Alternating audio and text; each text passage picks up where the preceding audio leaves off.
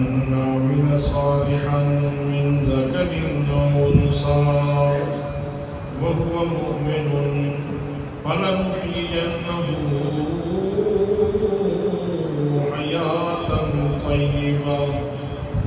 صدق الله مولانا العظيم وصدق رسوله النبي الكريم الأمين الرؤوف الرحيم. الصلاة والسلام عليك يا سيدي يا رسول الله وعلى آلك وأصحابك يا سيدي يا حبيب الله. جسے مل گیا کملی والے کا نام اسے دو جہاں کا خزانہ ملا ہے. جسے مل گیا کملی والے کا نام اسے دو جہاں کا خزانہ ملا ہے. بھلا باب جنت کو وہ کیا کرے گا مدینے میں جس کو ٹھکانہ ملا ہے. نمازیں پڑھے گا اذانیں دیے گا شب و روز سجدوں پہ سجدے کیے گا. نمازیں اسی کی اذانیں اسی کی جسے پنجتن کا گھرانہ ملا ہے. نمازیں اسی کی اذانیں اسی کی جسے پنجتن کا گھرانہ ملا ہے. جسے مل گیا کملی والے کا نام اسے دو جہاں کا خزانہ ملا ہے.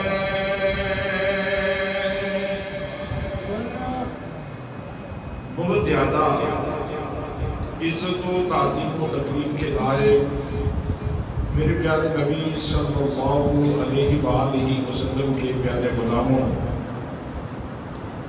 آج کے خطبہ جمعۃ المبارک میں عورت کی معاشرتی حیثیت اور اس کے حقوق کے حوالے سے چند گزارشات آپ کی سماعتوں کی نظر کر رہا ہوں. دعا ہے کہ اللہ کریم مجھے حق کہنے کی توفیق نصیب فرمائے اور ہم سب کو قرآن و حدیث کے نور سے مستفید ہو کر اپنی آئلی اپنی خاندانی زندگی کو معطر کرنے کی اور منور کرنے کی توفیق نصیب فرمائے. کسی بھی سوسائٹی میں ایک خاتون کی 4 حیثیتیں ہوتی ہیں. ایک خاتون ایک عورت کی 4 حیثیتیں ہیں. دنیا میں بے شمار مذاہب موجود ہیں اور بہت سارے لوگ انسانی حقوق کا رونا بھی روتے رہتے ہیں اور اس کے اوپر ڈونیشن بھی لیتے رہتے ہیں لوگوں سے. لیکن جتنے حقوق عورت کو اسلام نے عطا فرمائے ہیں اور اس خوبصورتی سے عطا فرمائے ہیں کسی اور مذہب میں اور کسی ملت میں ایسا کوئی تصور موجود نہیں. میں نے عرض کیا ہے کہ کسی بھی سوسائٹی میں عورت کے 4 درجے ہیں. سب سے پہلا درجہ اس کا یہ ہے کہ وہ بیٹی کی حیثیت سے کسی کے گھر میں پیدا ہوتی ہے. تو نبی مکرم صلی اللہ علیہ وآلہ وسلم کی تشریف آوری سے پہلے آپ جانتے ہیں کہ بچیوں کو زندہ درگور کر دیا جاتا تھا، اور قرآن مقدس میں اس کے بارے میں اللہ کریم کا صریح ارشاد گرامی بھی موجود ہے کہ قیامت والے دن وَإِذَا الْمَوْءُودَةُ سُئِلَتْ بِأَيِّ ذَنبٍ قُتِلَتْ، اللہ کریم اس زندہ درگور ہو جانے والی بچی سے میرا رب پوچھے گا، بچی بتا تجھے کس گناہ میں قتل کیا گیا تھا۔ لوگ بچیوں کو اپنے لیے عیب سمجھتے تھے، کسی گھر میں بچی پیدا ہوتی تو اس کی زندگی کا چراغ گل کر دیا جاتا تھا۔ اور حضرات امام قرطبی نے یہاں تک لکھا ہے کہ کوئی عورت اگر وضع حمل کے قریب ہوتی، بچہ جننے کے قریب ہوتی، تو جب بچہ پیدا ہونے کا وقت ہوتا تو اس سے پہلے ایک گڑھا کھودا جاتا اور گڑھے کے کنارے پہ اس خاتون کو بٹھا دیا جاتا۔ اگر بچی پیدا ہوتی تو فوراً اس کو گڑھے میں پھینک دیا جاتا اور اوپر مٹی ڈال دی جاتی، اور اگر بچہ پیدا ہوتا تو اس کو اٹھا کے گھر کے لیے لے آتے اولاد کے طور پر، لیکن بچی کو وہیں زمین کے حوالے کر دیا جاتا۔ اور یہ بھی امام قرطبی نے لکھا ہے کہ ایسے بھی سفاک اور درندہ سے لوگ موجود تھے کہ جن کے گھر میں بچی پیدا ہوئی تو انہوں نے اس کے پیدا ہوتے ہی اس کو اپنے کتے کے آگے ٹکڑے کر کے پھینک دیا، جیسے رکھوالے کتے کے لیے جو حفاظت کرنے والا کتا ہے اس کے لیے جیسے باہر سے کسی جانور کا گوشت لایا جاتا ہے اور اس کے آگے ڈالا جاتا ہے، ایسے ہی اپنے پیدا ہونے والی بچی کو فوراً اس کے ٹکڑے کر کے کتے کے آگے ڈال دیے جاتے اور بچے کی حفاظت کی جاتی، بچے کو گود لے لیا جاتا، اس کو اولاد سمجھا جاتا، لیکن بیٹی کے ساتھ یہ سلوک ہو رہا تھا۔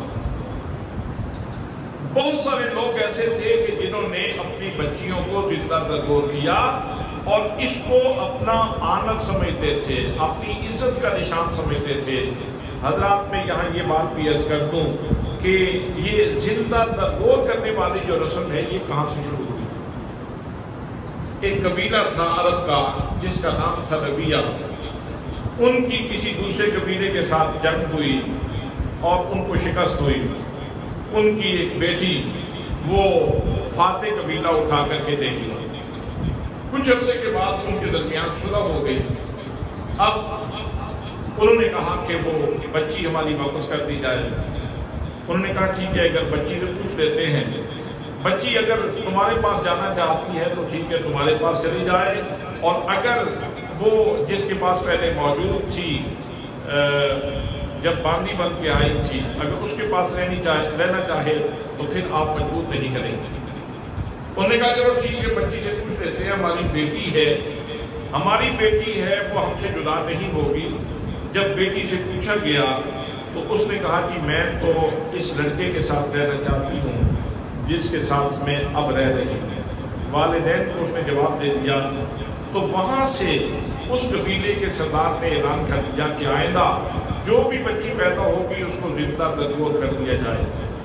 ہم اپنے خاندان میں قبیلے میں بچی کو نہیں رکھیں گے، یہ اس نے تو ہماری ناک کاٹ دی ہے۔ حضرات محترم، پھر یہ کبھی رسم پھیل گئی اور اس نے پورے عرب معاشرے کو اپنی لپیٹ میں لے لیا۔ پھر تو سب لوگ ہی اس کو اپنے ننگ و ناموس کے لیے ایک عیب سمجھنے لگے اور پیدا ہوتے ہی بچی کو زندہ درگور کر دیا جاتا تھا۔ نبی مکرم صلی اللہ تعالیٰ علیہ وسلم تشریف فرما ہے، میرے آقا کریم صلی اللہ تعالیٰ علیہ وسلم کے حضور قیس بن عاصم حاضر ہوئے اور انہوں نے آ کے عرض کی کہ میرے آقا، میں نے زمانہ جاہلیت میں اپنی 8 بیٹیوں کو زندہ درگور کیا۔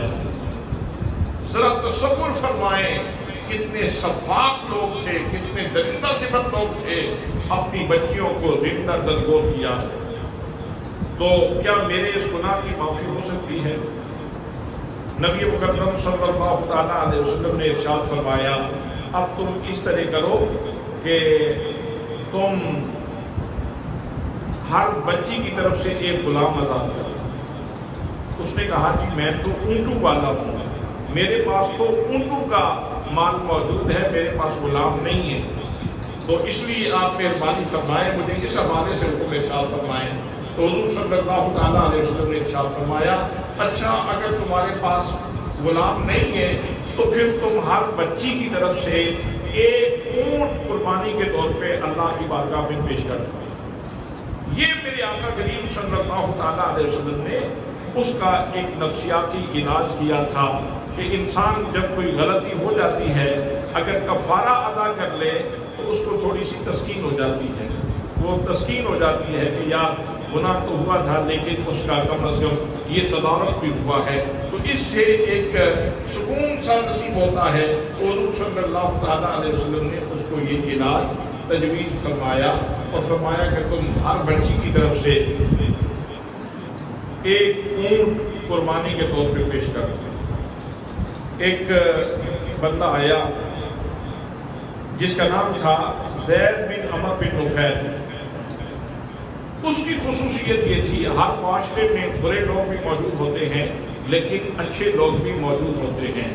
زید بن عمر بن نفیل کا طریقہ کار یہ تھا، اس کو پتہ چلتا فلاں گھر میں بچہ پیدا ہونے والا ہے تو وہ پہلے جا کے ان کے گھر میں جا کے دستک دیتا اور کہتا کہ بھائی اگر بچہ پیدا ہو تو وہ تو تمہارا ہے، لیکن اگر ہو بچی پیدا تو اس کو زندہ درگور نہ کرنا، میں تمہیں ایک اونٹنی، 2 اونٹنیاں بھی دوں گا، ایک اونٹ بھی دوں گا، تم نے وہ بچی میرے حوالے کر دینا، اس کی کفالت میں کروں گا، اس کے سارے اخراجات میں کروں گا، آپ نے اس بچی کو زندہ درگور نہیں کرتے۔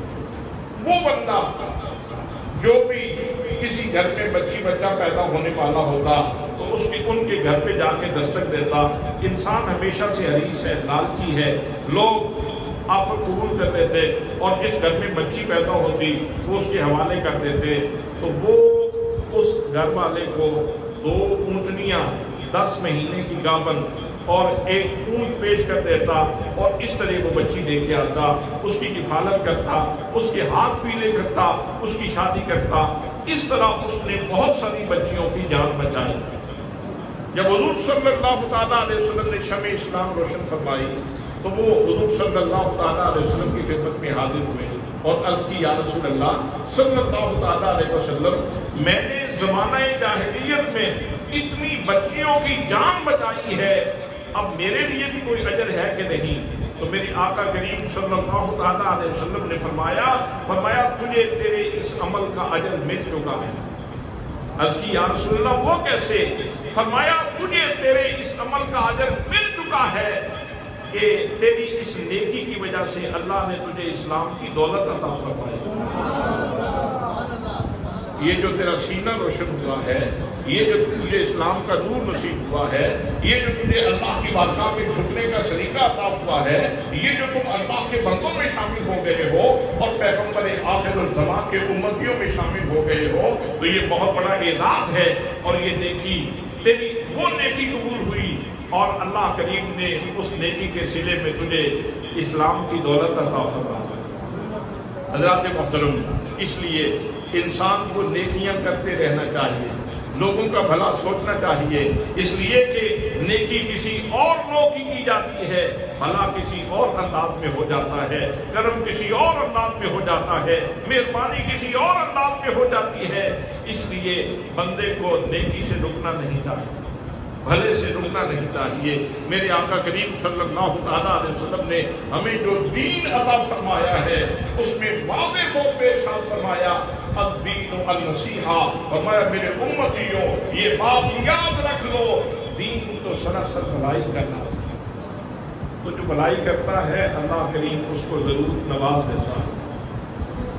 حضرات، اسی طرح ایک شاعر ہے فرزدق، جس کو شاعر اہل بیت کہا جاتا ہے، اہل بیت کے ساتھ کمال محبت کرنے والا شاعر فرزدق، وہ اپنے دادا کی شان بیان کیا کرتا تھا۔ وہ کہتا تھا میرا دادا وہ ہے، اور اس کے دادا کا نام تھا ساسا بن खासा बिन नाजिया अल-मुजाशरी, तो उसका खासा भी ये था कि वो लोगों की बच्चियां जो लोग जिंदा दरगोर करना चाहते हैं तो वो उनके पास जाता और उन्हें कहता ना, बच्ची को इस तरह नहीं करना, जिंदा दरगोर नहीं करना, मैं तुम्हारी खिदमत करूंगा, मैं तुम्हारी बच्ची की किफालत करूंगा, तुम्हारे ऊपर कोई बोझ नहीं पड़ेगा, बच्ची की किफालत मैं करूंगा, लेकिन तुमने इसको जिंदा दरगोर नहीं करना। तो फिर बाद में उसको भी अल्लाह पाक ने इस्लाम की दौलत से नवाज दिया। तो फरजदन शायद वो अपने दादा की जो है वो शान बयान किया करता था कि मैं उस बंदे की औलाद हूँ जिस दौर में लोग अपनी बच्चियों को जिंदा दरगोर किया करते थे, तो मेरे दादे ने उस वक़्त इंसानियत की खिदमत की और बच्चियों को जिंदा दरगोर होने से बचाया। हज़रात, ये तो वो अंधेरा था जो मैंने आपकी खिदमत में अर्ज किया कि उस वक़्त मेरे आका करीम सल्लल्लाहु तआला अलैहि वसल्लम जब तशरीफ नहीं लाए थे, उस वक़्त तारीकी कितनी थी, उस वक़्त अंधेरा कितना था, उस वक़्त सफाकी कितनी थी, उस वक़्त दरिंदगी कितनी थी।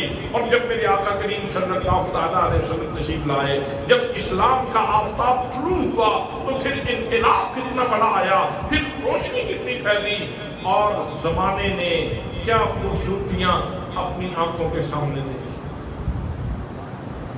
बरादरान इस्लाम, नबी मुकर्रम सल्लल्लाहु तआला अलैहि वसल्लम ने इस कबाहत को खत्म करने के लिए और इस पूरे रवाज को खत्म करने के लिए, मुआशरे से इसको बेखौफ से उखाड़ने के लिए जो पैगाम अता फरमाया, मेरे आका करीम सल्लल्लाहु तआला अलैहि वसल्लम ने इरशाद फरमाया मना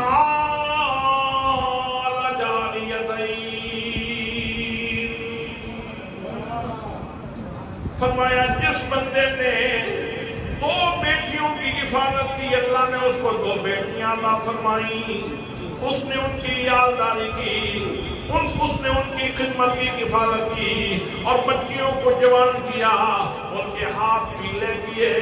मेरे आका करीम सल्लल्लाहु तआला अलैहि वसल्लम ने साथ फरमा दिए, फरमाया लोगों सुन लो, कल क़यामत के दिन मेरे साथ वो इस तरह होगा जिस तरह ये दो उंगलियां आपस में एक दूसरे के करीब हैं। दो बेटियों की किफालत करने वाले को नबी मुकर्रम सल्लल्लाहु तआला अलैहि वसल्लम ने इतनी बड़ी खुशखबरी सुना। हजरात, जन्नत की बहारें तो बाद में हैं, जन्नत की नेमतें तो बाद में हैं, महशर के मैदान में कितनी गर्मी होगी, कितनी परेशानी होगी, कितने भयानक सिलसिले होंगे अगर उस वक्त नबी मुकर्रम सल्लल्लाहु तआला अलैहि वसल्लम के दामन करम में किसी को जगह मिल जाती है, तो उसके लिए ये कितनी बड़ी खुशखबरी है। मेरे ख्याल में आपने तवज्जो नहीं की, आपने तवज्जो नहीं फरमाई मैंने क्या कहा। मैं रहमत आलम की बला की बात कर रहा हूँ, मैं रहमतुल लिल आलमीन की संगत की बात कर रहा हूँ, मैं इमामुल अंबिया की मइयत और सोबत की बात कर रहा हूँ। आप किसी को अगर नबी मुकर्रम सल्लल्लाहु तआला अलैहि वसल्लम की दस्तबोसी का शरफ नसीब हो जाए तो अपनी किस्मत के ऊपर नाज करता है। मैदान माशर की होलनाकियों में जिसको मेरे आका अपने दामने करम में जगह अता फरमा दे, क्या ये छोटी बात है? अल्लाहु अकबर। लेकिन ये मिलेगा कैसे, ये इनाम मिलेगा कैसे, ये समरा मिलेगा कैसे, ये नेमत मिल कैसे सकती है? तो मेरे आका करीम सल्लल्लाहु तआला अलैहि वसल्लम ने इरशाद फरमाया, जिसने दो बच्चियों की अयालदारी की, किफालत की, उनका ख्याल रखा और उनको जवान किया और उनके हाथ पीले करके उनको अपने घर में पहुंचाया, तो वो मेरे साथ इस तरह होगा जिस तरह ये दो उंगलियां बाहम मिली हुई हैं, इस तरह मैदान माशर में मेरे साथ बसाओकात इस तरह होता है। कई घरों में बच्चियां पैदा होती हैं तो तसलसल के साथ एक बच्ची, फिर दूसरी बच्ची, फिर तीसरी बच्ची, फिर चौथी बच्ची, तो उस वक्त घर वालों के तय पर बदल जाते हैं। ویسے اسلام کا نور آ جانے کے بعد اب لوگ جب بچی پیدا ہوتی ہے تو وہ بچی کے کھانے کی وجہ سے پریشان نہیں ہوتے. اب لوگ بچی کے کھانے کی وجہ سے پریشان نہیں ہوتے، اس کے نان و نفقہ کی وجہ سے پریشان نہیں ہوتے. آج کل کے والدین تو اس وجہ سے پریشان ہوتے ہیں کہ کل اس بیچاری کا مقدر پتہ نہیں کیا ہے، کس گھر میں جائے گی اور وہاں اس کے ساتھ کیسا سلوک کیا جائے گا. آج کی ساس وہ زمانے کا ایس ایچ او، سفاک ایس ایچ او بن جاتا ہے اور بڑے لاڈ سے، بڑے پیار سے، بڑی خوشیوں سے جو دلہن بیاہ کے لائی جاتی ہے، 2-4 دنوں کے بعد اب ظاہر ہے جب ایک خاتون نئے گھر میں آئی ہے تو بیٹے کی وہ بیوی ہے تو وہ اس سے محبت تو کرتا ہے. اب ماں کی محبت کا مرکز بھی بیٹا ہے، بیوی کی محبت کا مرکز بھی وہ اس کا مائی کا بیٹا ہے. جب مرکز محبت ایک ہوتا ہے تو حسد پیدا ہو جاتا ہے. اب مسائل پیدا ہو جاتے ہیں، اس کا رجحان ادھر جاتا ہے یا اس کا رجحان ادھر جاتا ہے. اور اسلام سے دوری کی وجہ سے، تعلیمات اسلامیہ سے دوری کی وجہ سے یہ مسائل پیدا ہوتے ہیں. وگرنہ ماں کا اپنا مقام ہے اور بیوی کا اپنا مقام ہے. اگر اس سوسائٹی کو یہ پتہ چل جائے کہ ماں کا درجہ کیا ہے اور بیوی کا درجہ کیا ہے، ماں کے حقوق کیا ہیں اور بیوی کے حقوق کیا ہیں، تو پھر ہر گھر میں بہار کا موسم ہو، ہر گھر کے آنگن میں پھر خوشیوں کے پھول کھلیں. حضرات ہمارا پرابلم یہ ہے کہ وہی ماں جو بڑی خوشی سے اپنی دلہن کو بیاہ کے لاتی ہے، 10 دن 15 دن مہینہ 2 مہینے کے بعد پھر وہ اس کی بیوی ہو جاتی ہے، دشمن ہو جاتی ہے. اب اس کا ایک خوبصورت کلیہ یہ ہے گھر کو آباد کرنے کا کہ ماں جو ہے وہ ماں بن جائے، ساس نہ رہے وہ ماں بن جائے، اور بیٹی بہو نہ رہے بلکہ بیٹی بن جائے. اپنے والدین کے پاس سے وہ اس گھر میں آ چکی ہے تو اب اسے بیٹی بن کے رہنا چاہیے. کئی جگہوں پہ یہ مسائل ساس کی وجہ سے پیدا ہوتے ہیں اور کئی جگہوں پہ یہ مسائل اس خاتون کی وجہ سے، اس بچی کی وجہ سے پیدا ہوتے ہیں.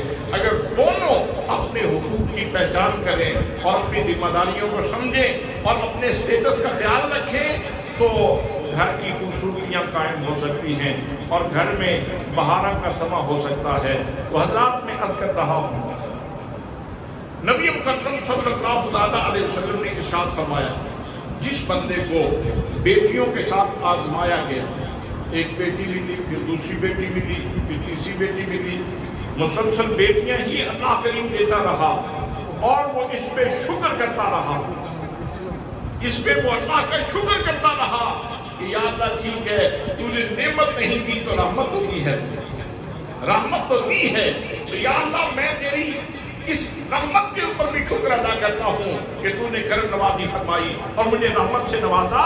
تو نبی مکرم صلی اللہ علیہ وسلم کے ساتھ فرماتے ہیں، فرمایا جس کو اس چیز کے ساتھ آزمایا گیا اس کو میں جنت کی بشارت دیتا ہوں، میں اس کو جنت کی بشارت دیتا ہوں. اس بندے کے لیے جنت ہے. اور جنت کیا ہے؟ جنت کیا چیز ہے؟ جنت کی بہاریں کیا ہیں؟ قرآن مقدس میں جا بجا جنت کی بہاروں کے تذکرے ہیں، جنت کے مرغزاروں کے تذکرے ہیں، جنت کی حور و غلمان کے تذکرے ہیں، جنت کے حسن کی باتیں ہیں، جنت کے رضوان کی باتیں ہیں، حضرات محترم جنت کی نہروں کی باتیں ہیں. لیکن سب سے بڑھ کر جنت اس مقام کو کہتے ہیں جہاں اللہ کریم تجھے اپنا دیدار عطا فرمائے. جنت اس مقام کو کہتے ہیں جہاں اللہ کریم تجھے اپنے محبوب کا دیدار عطا فرمائے. نبی مکرم صلی اللہ علیہ وسلم کا ایک فرمان اور سن لیجیے. فرمایا من کانت لہو انثی، جس کی بیٹی ہو، جس کی بیٹی ہو اور وہ اس کو زندہ درگور نہ کرے، اس کو تکلیف نہ دے، اس کو مصیبت نہ سمجھے، اور اس کو اگر اس نے پوری خدمت کر کے اس بیٹی کو تیار کیا اور اس کو اپنے گھر میں پہنچایا تو اس کے لیے بھی اللہ کریم کا پیارا محبوب فرماتا ہے جنت کی بہاریں ہیں، اس کے لیے بھی جنت کی بہاریں ہیں۔ حضرات، یہ جنت کا تذکرہ بار بار اس لیے کیا جاتا ہے کہ بندہ مومن کی معراج یہ ہے کہ وہ رب کو پہچانے اور ہمیشہ اپنے رب کا مشتاق رہے، اپنے محبوب کو پہچانے اور ہمیشہ محبوب کے دیدار کا مشتاق رہے۔ وہ حضرت صوبان کی بات آپ کو یاد نہیں، بلکہ اس سے پہلے میں اللہ کے دیدار کی بات کرتا ہوں۔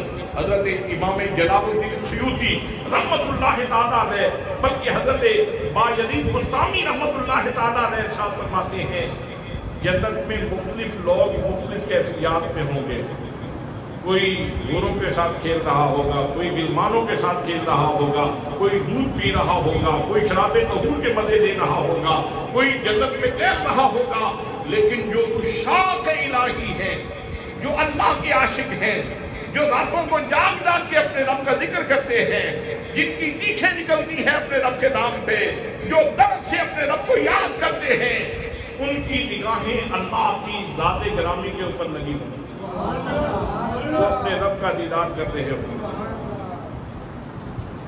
وہ اپنے رب کا دیدار کر رہے ہوں گے، اور شوق اس قدر ہوگا کہ اگر ایک لہجے کے لیے ان کی آنکھوں کے سامنے سے وہ جلوہ اوجل ہوگا تو وہ کیفیت یوں ہوگی ان کی جیسے دوزخی دوزخ میں چیخیں مارتے ہیں، ایسے ہی وہ چیخیں مارنا شروع کر دیں گے، اور پھر اللہ کریم ان کا وہ سلسلہ بحال کر دے گا اور اپنا دیدار پھر عطا فرمائے گا۔ جو عشاق مصطفیٰ ہیں ان کے معاملات بھی قریب قریب ہیں۔ حضرت صوبان رضی اللہ تعالیٰ عنہ نبی مکرم صلی اللہ تعالیٰ علیہ وسلم کی عاشق صادق ہیں، میرے کریم آقا صلی اللہ تعالیٰ علیہ وسلم کی خدمت میں حاضر ہوئے اور آقا عرض کی میرے کریم، میرے آقا مہربانی فرماؤ، میری حالت دیکھو، میری افسردگی دیکھو، میرا غم دیکھو، میری کیفیت دیکھو۔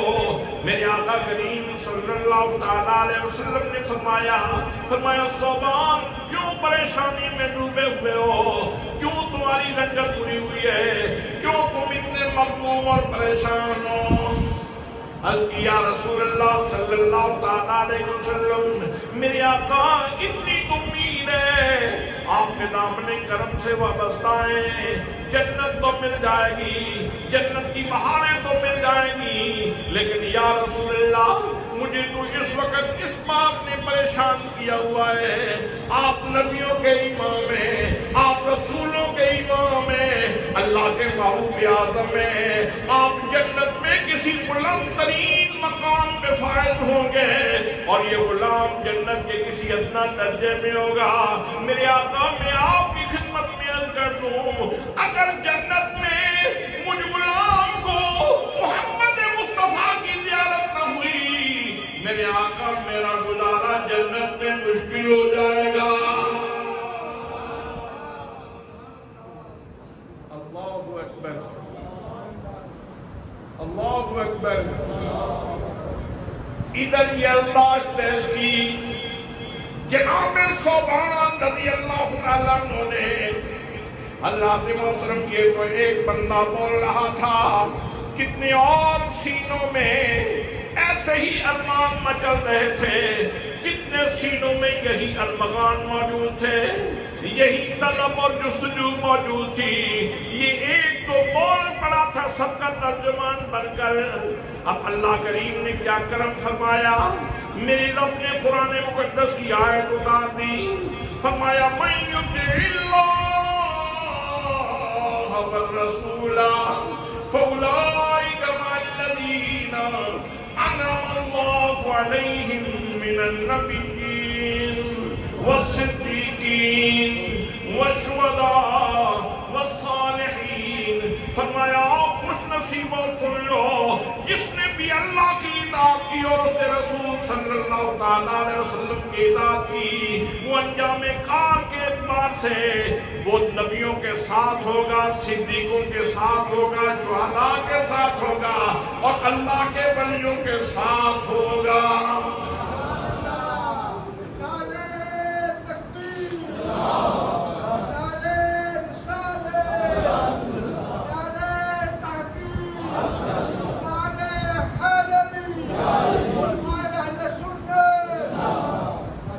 وَحَسُنَ أُولَئِكَ رَفِيقًا، آخر میں اللہ فرماتا ہے وَحَسُنَ أُولَئِكَ رَفِيقًا، تم نے یارانے دیکھے ہی کب ہیں؟ تم دوستیوں کی باتیں کرتے ہو، یارانوں کی باتیں کرتے ہو، تم نے یارانے دیکھے ہی کب ہیں؟ یارانہ تو ان لوگوں کا ہے بھئی، دوستی تو ان لوگوں کی ہے جس بندے کو نبیوں کا ساتھ مل جائے، جس بندے کو صدیقوں کا ساتھ مل جائے، سبحان اللہ تو کہیں، جس کو شہداء کا ساتھ مل جائے اور جس کو اللہ کے ولیوں کا ساتھ مل جائے۔ تو حضرات، جنت یہ وہ محل ہے جس میں اب جتنا گڑ ہے اتنا ہی تو میٹھا ہوگا، جتنا گڑ ڈالیں گے اتنا ہی میٹھا ہوگا، جتنا ہماری طرف سے اخلاص زیادہ ہوگا، چاہت زیادہ ہوگی، جستجو زیادہ ہوگی، جتنی طلب زیادہ ہوگی، جتنی تان زیادہ ہوگی، اتنے انعامات زیادہ ہوں گے۔ اب ضرورت اس بات کی ہے کہ ہم اپنی تان طلب کو جوان کریں، ہم اپنی جستجو میں اضافہ کریں، ہم اپنی آرزو میں اضافہ کریں اور اپنی طلب میں اضافہ کریں۔ جتنا طلب میں اضافہ ہوتا جائے گا اتنا ہی کرم بڑھتا چلا جائے گا۔ تو حضرات، میرے آقا کریم صلی اللہ تعالیٰ علیہ وسلم نے بیٹی کی حیثیت سے عورت کا مقام بہت بلند کر دیا۔ وہ بچی جس کو ننگ ناموس عزت کے لیے ایک داغ سمجھا جاتا تھا، میرے آقا نے اس کو جنت کا ٹکٹ بنا دیا، اس کو جنت کا ٹکٹ بنا دیا۔ اور حضرات محترم، صرف لفظوں میں بات نہیں، میرے آقا کریم صلی اللہ علیہ وسلم کی 4 بیٹیاں ہیں۔ میرے آقا کریم صلی اللہ علیہ وسلم نے اپنی ساری بیٹیوں سے پیار کیا ہے، اپنی ساری بیٹیوں سے کمال محبت کی ہے۔ اور حضرت سیدہ فاطمہ زہرا سلام اللہ علیہا کی بات تو حضرات محترم بڑی مشہور ہے۔ جب سیدہ فاطمہ نبی مکرم صلی اللہ علیہ وسلم کی خدمت میں حاضر ہوتی تو میرے آقا کریم صلی اللہ علیہ وسلم شفقت کی وجہ سے، پیار کی وجہ سے، محبت کی وجہ سے اپنی بیٹی کے استقبال کے لیے کھڑے ہو جاتے۔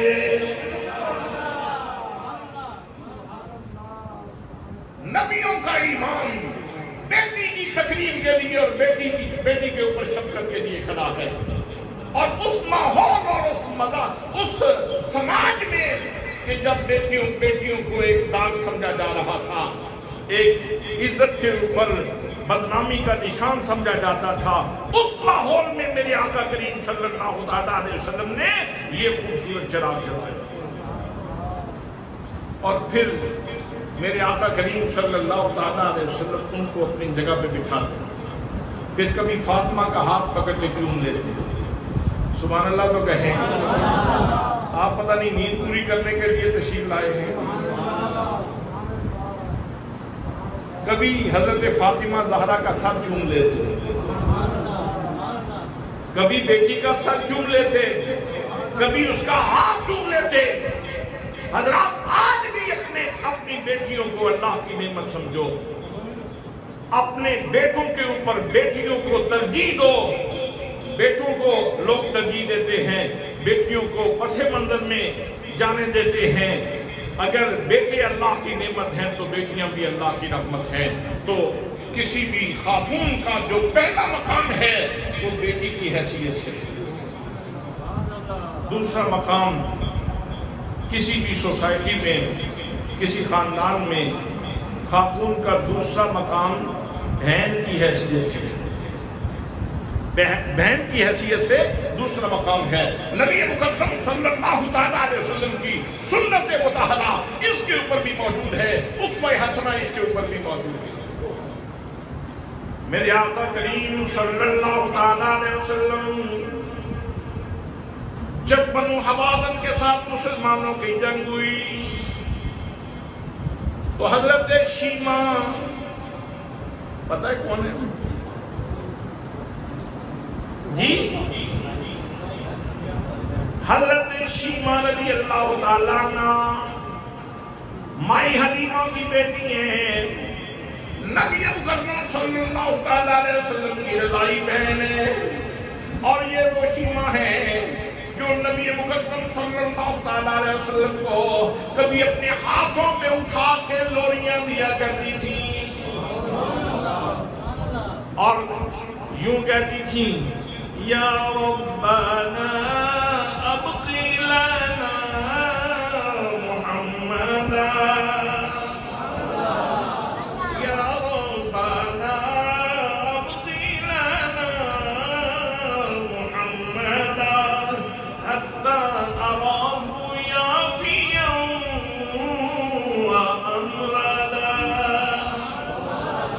تو کیا منظر ہوگا کہ جب حضرت شیما میرے آقا کریم صلی اللہ تعالیٰ علیہ وسلم کو لوریاں دیتی ہوں گی۔ تو بنو حوازن کے ساتھ مسلمانوں کی جنگ ہوئی تو حضرت شیما بھی قیدیوں میں آ گئے تھے۔ جب رسول اکرم صلی اللہ تعالیٰ علیہ وسلم کی بارگاہ میں حاضری ہوئی تو شیما کہنے لگی، مجھے پہچانا ہے؟ میرے آقا کریم صلی اللہ تعالیٰ علیہ وسلم بھی اسی کی زبان سے اس کا تعارف سننا چاہتے تھے۔ فرمایا، تم بتاؤ تم کون ہو؟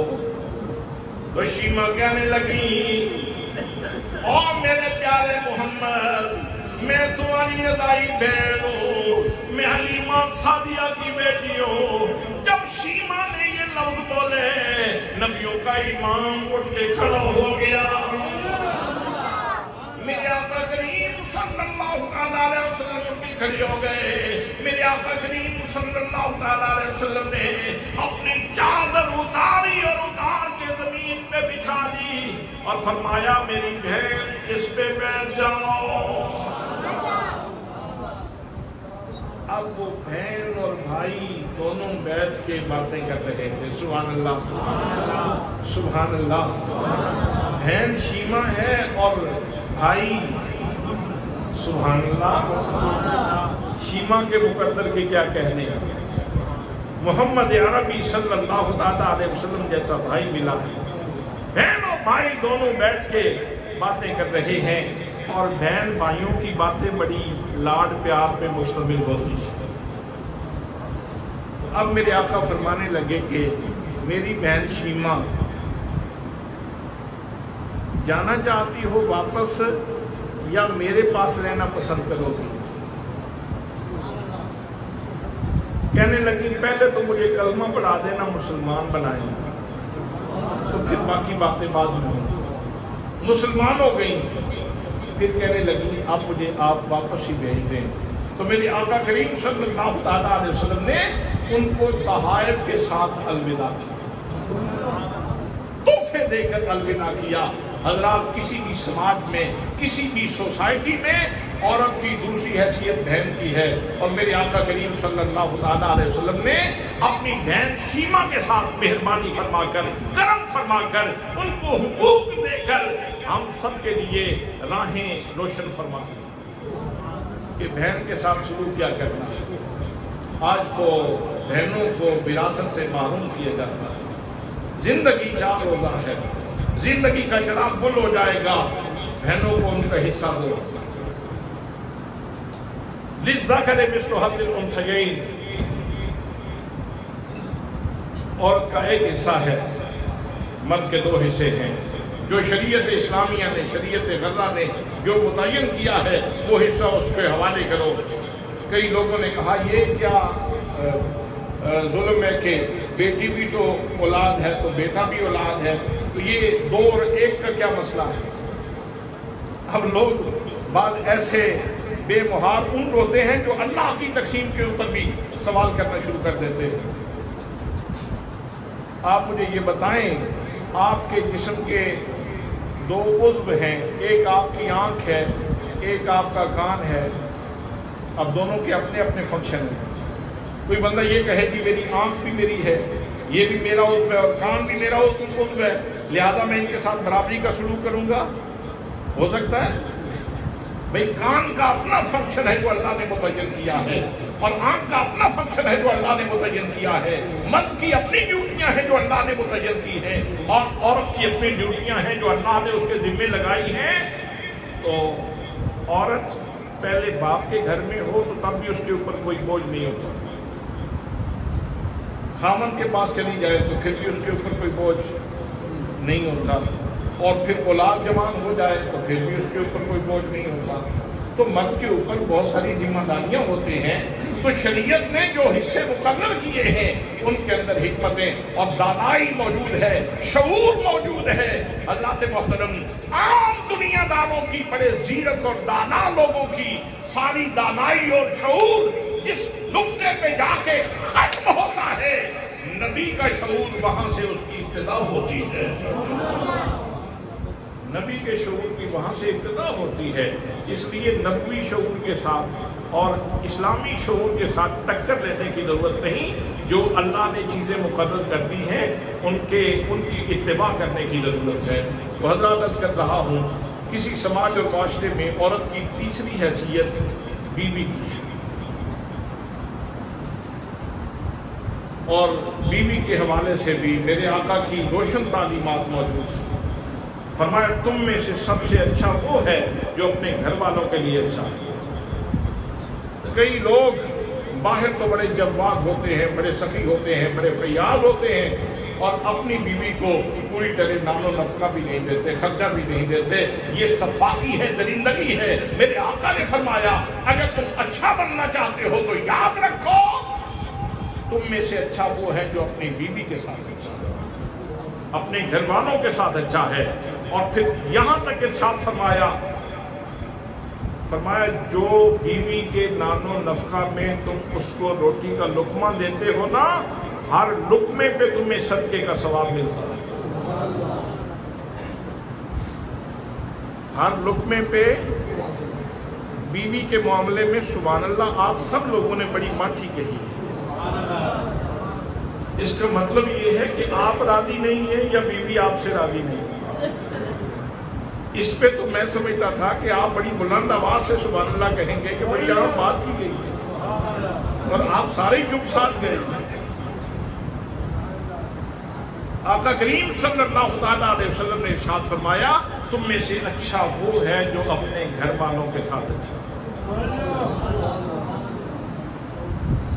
اور میرے آقا کریم صلی اللہ تعالیٰ علیہ وسلم وہ ہستی ہیں، شاید ہی کوئی بندہ ہوگا جس کی 2 بیویاں ہوں اور ان کے درمیان عدل کر سکے، بیک وقت 2 بیویاں موجود ہوں اور مکمل طور پہ انصاف کر سکے۔ لیکن یہ بھی آمنہ کے لال کا کمال ہے کہ کئی بیویاں بھی موجود ہیں اور کسی کو شکایت بھی نہیں، سب کے درمیان انصاف ہے۔ مستشرقین تعدد ازواج کے اوپر بحث کرتے پھرتے ہیں کہ اتنی بیویاں کیوں ہیں؟ کملیوں دیکھو تو صحیح، اتنی بیویاں ہوتے ہوئے لوگ تو اپنی 2 بیویوں کے درمیان انصاف نہیں کر پاتے، اور میرے آقا کا کمال یہ ہے کہ اتنی بیویاں موجود ہیں اور سب کے درمیان انصاف ہے۔ سبحان اللہ۔ حضرت خدیجہ الکبریٰ کا جب وصال ہوا اور حضرت ابو طالب کا بھی اسی سال میں وصال ہوا، تو آپ نے اس پورے سال کو غم کا سال قرار دیا۔ اس کا مطلب یہ ہے کہ بیوی زندگی کا بہت بڑا حصہ ہے، دکھ بانٹنے والی، خوشیاں دینے والی، راحتیں دینے والی۔ کتنے آپ کے گھر کے کام ایسے ہیں اگر بیوی نہ ہو تو آپ اپاہج ہو کے رہ جائیں گے، گھر کے سارے معاملات، ساری رونق اور آپ کی باہر کی ساری عزت وہ ساری کی ساری وہ بیویوں کے ساتھ۔ اس لیے اپنی بیویوں کے ساتھ اچھا سلوک کرنا چاہیے۔ میرے آقا کریم صلی اللہ تعالیٰ علیہ وسلم حضرت خدیجۃ الکبریٰ کے وصال کے بعد ان کی سہیلیوں کے پاس بھی گوشت بھیجا کرتے تھے کہ خدیجہ کی روح خوش ہو جائے۔ حضرات محترم اور بیویوں کو بھی حضرت خدیجۃ الکبریٰ سے سبق لینا چاہیے، حضرت عائشہ صدیقہ طیبہ سے سبق لینا چاہیے۔ کتنی فرما برداری کے ساتھ امہات المومنین میرے آقا کریم صلی اللہ علیہ وسلم کی خاطرداری فرماتی ہیں، میرے آقا بھی خدمتیں کرتی ہیں۔ ایک دفعہ حضرت خدیجۃ الکبریٰ سلام اللہ علیہا سالن لے کر نبی مکرم صلی اللہ علیہ وسلم کی خدمت میں حاضر ہو رہی ہیں۔ آپ میں سالن والا پیالہ ہے، ابھی اللہ کے محبوب صلی اللہ علیہ وسلم کی بارگاہ میں نہیں پہنچی۔ اللہ نے جبریل امین کو بھیج دیا، فرمایا جبریل جاؤ میرے محبوب صلی اللہ علیہ وسلم سے کہہ دو خدیجہ آ رہی ہیں آپ کے پاس بڑے پیار کے ساتھ، انہوں نے آپ کا کھانا تیار کیا ہے۔ اے میرے محبوب جب خدیجہ تمہارے پاس آئے تو انہیں میرا بھی سلام کہنا، انہیں جبریل امین کا بھی سلام کہنا۔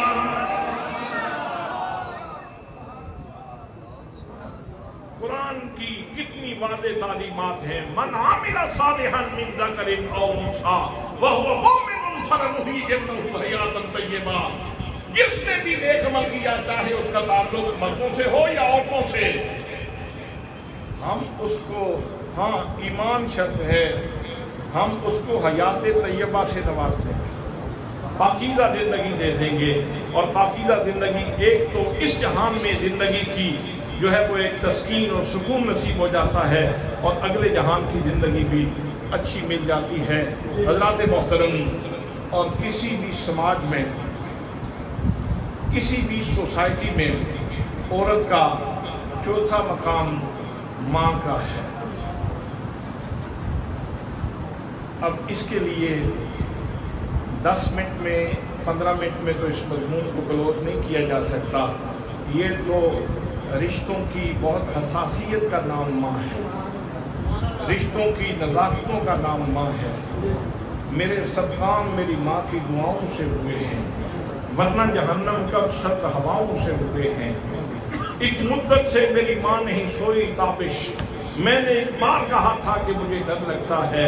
حضرات ماں تو دعاؤں کے خزانے کا نام ہے، ماں تو برستے ابرے کرم کا نام ہے، اور باد زمین کے جھونکے کا نام ماں ہے۔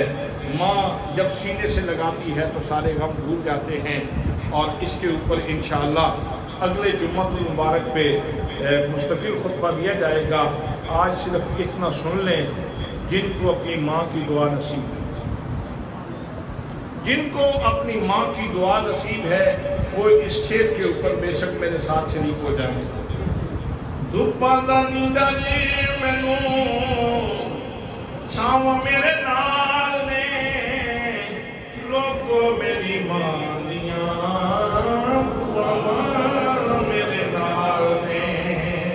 دھپا دا نیندہ جی مینوں، دھپا دا نیندہ جی مینوں چھاواں میرے نال نے، لوگو میری ماں دیاں میرے نال میں، لوگوں میری ماں دیاں دعاواں میرے نال میں۔ جن کی مائیں زندہ ہیں وہ خدمت کریں، دعائیں دیں۔ ماں کہتے ہیں، بزرگ کہتے ہیں، ماں کی دعا پیغمبر کی دعا جتنا اثر رکھتی ہے، اور دعائیں کروائی نہیں جاتی، دعائیں دی جاتی ہیں۔ ماں کے قدم چومو، ماں کے پاؤں دباؤ، رات کو سونے سے پہلے اپنی ماں کی خدمت کر کے سو جاؤ تو دیکھو رات کیسے سکون سے گزرتی ہے، اور اللہ کریم اپنی نعمتوں کے خزانے کیسے کھولتا ہے۔ اللہ کریم ہم سب کو عمل کی توفیق نصیب فرمائے۔ وَمَا عَلَيَّ إِلَّا الْبَلَاغُ الْمُبِينُ۔